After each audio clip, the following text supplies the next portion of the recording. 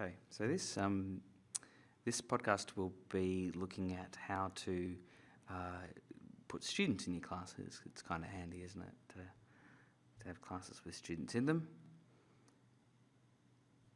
We've got the dashboard there. I've just clicked on all classes there. You can see the list of classes that I've got.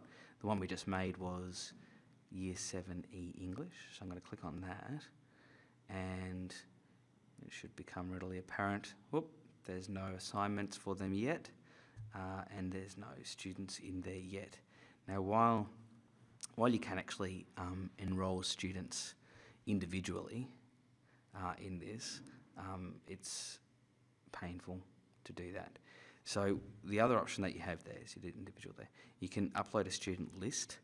It takes a tiny bit of editing to create that student list so that it becomes in a format that Turnitin can process.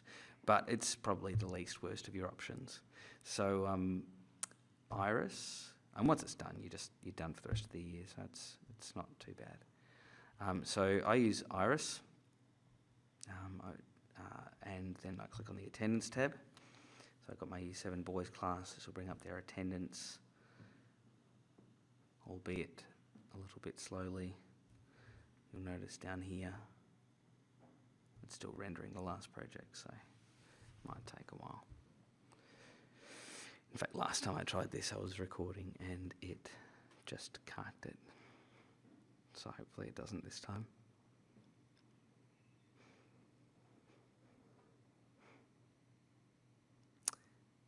Carked it again. Oh, no, didn't. Okay. Yay. Alrighty. You still with me? Great. Okay, so here we go, export class list. That was pretty quick. We're going to access that document. It's going to save it. Ooh, it's going to save it down here. Oh, this is where Chrome tells you that it's saved. Otherwise, it'll be in downloads. Open that up, and you'll have your Excel file there.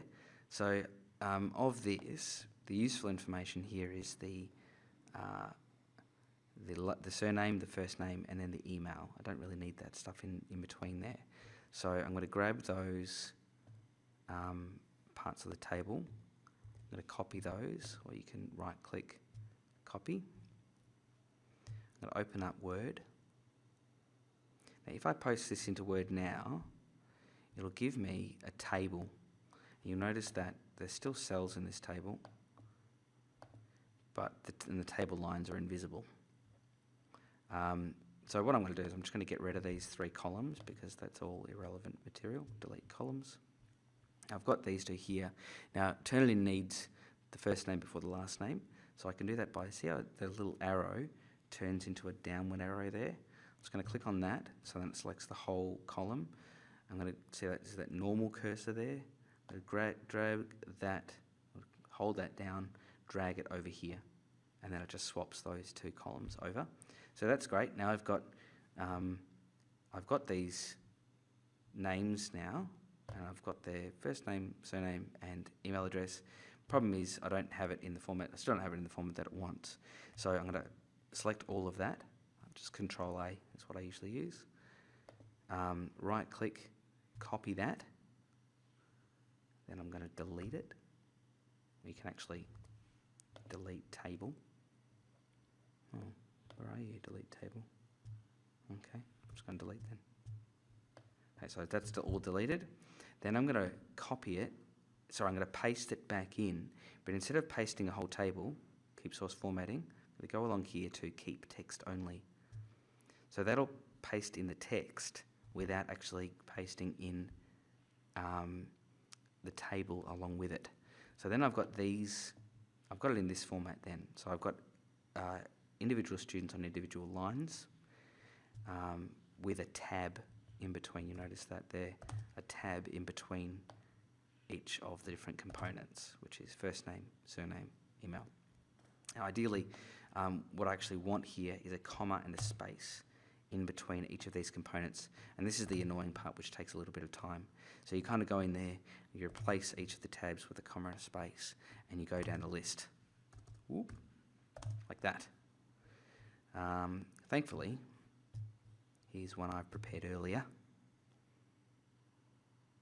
which has all of that done already. So as you can see, I've gone down there, and really all I've done is what I was doing before, just taking out the tabs, putting in comma and a space. So then I save that to my desktop. You can save it anywhere, it's not a really big deal, but I save it on my desktop so I know where to find it later, and I can delete it. So I save that there, done. I can close that if I want, not a big deal.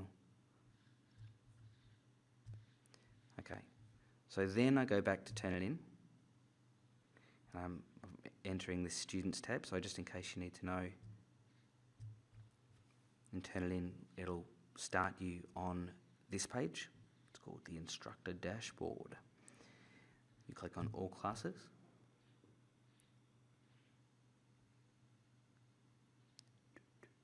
Then you click on the class that you want to add students to. That's it for me.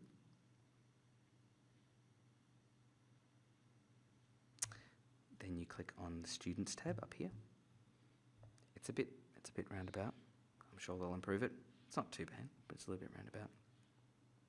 Click on Upload Student List.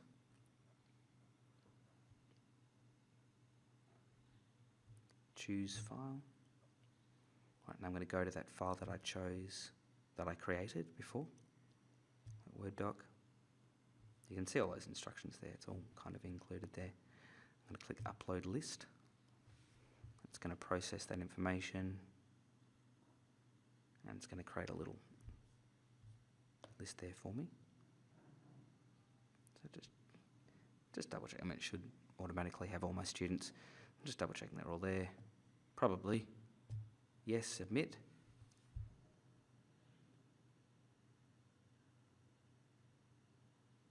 And we're done. So it says we have created a user profile for this student and enrolled the student in my class. So then the student doesn't have to do anything, automatically enrolled in my class. And when I go to 7E students,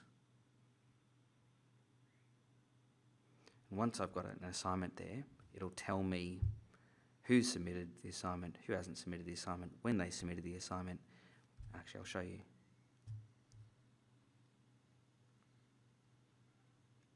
So, sorry, it's taking a little while. So I go to my Year 12 classes. I've been using this with my Year 12s to give them formative feedback for their SAC. Click on that.